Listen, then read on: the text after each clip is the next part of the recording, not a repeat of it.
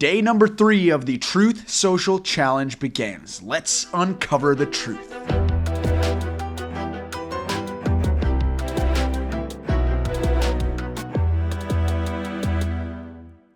You guys know how this works. I'm going to read the latest Truth Social posts from our favorite insurrectionist, and I'm going to read them for the first time without any edits or cuts, and I'm going to do my best to fact check them. So let's pull up that first post. Here we go. It reads, quote, "Just had New York County Supreme Court hearing where I believe my First Amendment rights, freedom of speech, have been violated, and they forced upon us a trial date of March 25th, right in the middle of primary season. Very unfair, but this is exactly what the radical left Democrats wanted. It's called election interference, and nothing like this has ever happened in our country before. False. Millions of Americans have been given a criminal trial date after they were indicted," which is what happened to Donald Trump. And right off the bat, this is not a violation of free speech. What he's talking about is the gag order that was placed on him that prevents him from talking about the evidence and talking about the case on Truth Social. But alas, Donald Trump has violated that gag order. Let's move on to the next one. It reads, quote,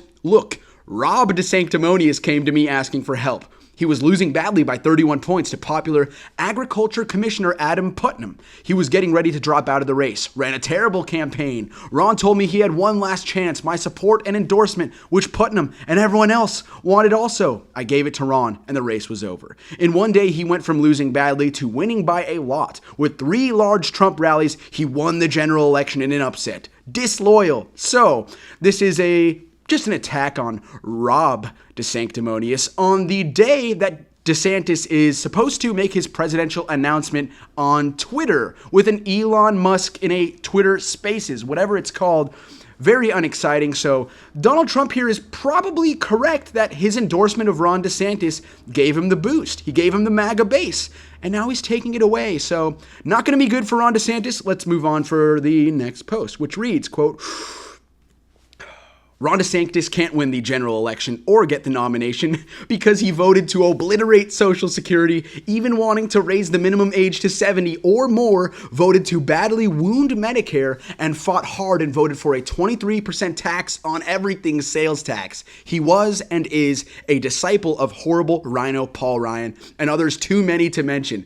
Also, he desperately needs a personality transplant, and to the best of my knowledge, they are not medically available yet. A disloyal person." Okay, second time he's called DeSantis a disloyal person. And guys, if I'm going to be honest here, I love this post. I agree with everything he said about Ron DeSantis. In fact, the DNC should frame this Truth Social post and plaster it all over their building, because this is how you tear down a candidate. So bravo, Donald Trump. I know he's not doing it for the same reasons that I want him to, but again, right on the money. Although, one more thing, and then we'll move on to the next post.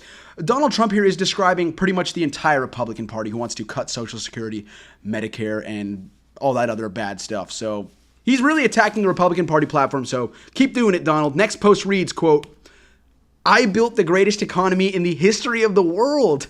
No inflation, energy independence, and soon dominance, the strongest border ever, record best employment numbers, biggest tax and regulation cuts, rebuilt our military, no wars with Russia, Ukraine, or China, Taiwan, or anywhere, and the USA was respected all over the world. What else can I say?" All right, all caps and longest run-on sentence ever. First of all, Donald Trump did not build the greatest economy in the history of the world. By no means did he do that. In fact, he oversaw one of the worst economic periods since the Great Depression during the 2020 pandemic, which he grossly mishandled. We did not achieve energy independence under Donald Trump, did not dominate. There's no strongest border ever. In fact, Donald Trump, as I always say, failed to build the wall, failed to get Mexico to pay for the wall. Record best employment numbers.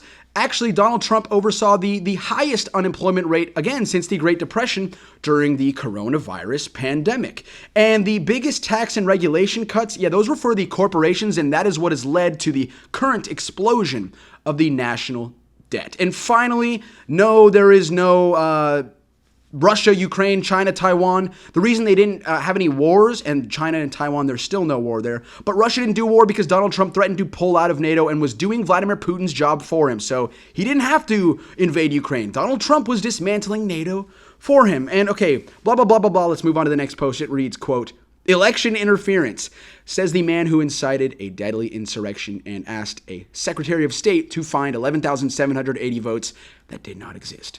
Next post reads, quote, I got 1.2 million more votes in Florida than DeSantis. Also, Bill Hemmer at Fox News just used an old April poll showing me leading by 51% to 25%. Why doesn't Fox get a more up-to-date poll, 72% to 18%, with the other candidates much lower?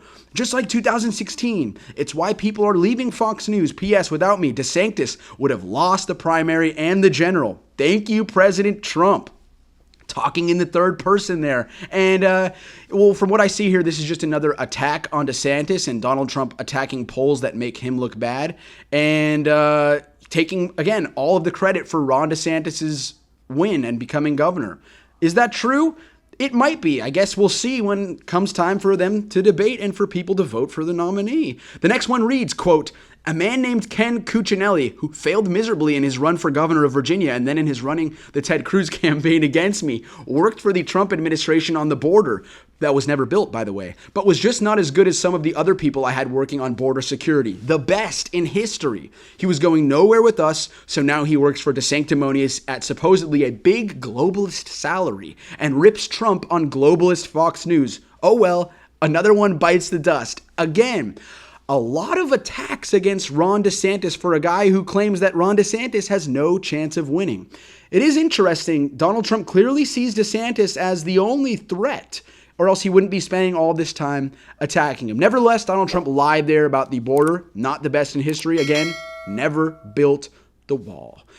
Next post reads, quote, oh, it's about E. Jean Carroll. Is she, in actuality, a stalker?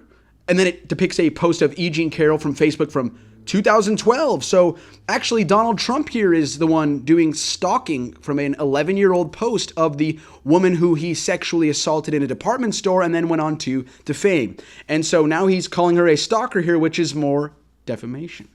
Pay attention, E. Jean Carroll. Next one reads, quote, Bobby Kennedy. President Biden at some point is going to have to debate President Trump as the presumptive nominee of the Republican Party. President Trump has shown himself to be the most devastating debater probably since Abraham Lincoln in terms of just his capacity to obliterate and dispatch opponents. Okay, first of all, this is not the good Bobby Kennedy. This is Robert F. Kennedy Jr. who said this, the anti-vax conspiracy theorist. And to a certain extent, he is correct to call Donald Trump a devastating debater because Donald Trump did wipe the floor in 2016 with all those other Republicans. But at the same time, he is grossly wrong to compare Donald Trump to Abraham Lincoln. Those two should never be mentioned in the same sentence. Abraham Lincoln never accused the moderator of having blood dripping down her you-know-where, which is what Donald Trump did to Megyn Kelly. As well, Abraham Lincoln never spread election lies during the debates. And I'm going to reverse what I just said there. Is Donald Trump that good of a debater? Because he lost to Joe Biden in 2020 after they had 3 debates. So, again, how good is he? You got to judge him on his election wins, and he only won once. That is the final post, guys. I think I plowed through that. I was told I should do it quicker, and so I tried. Nevertheless, day 3 of the Truth Social Challenge is in the books, and my conclusion stays the same. This man's phone should be confiscated, and he should be locked up immediately.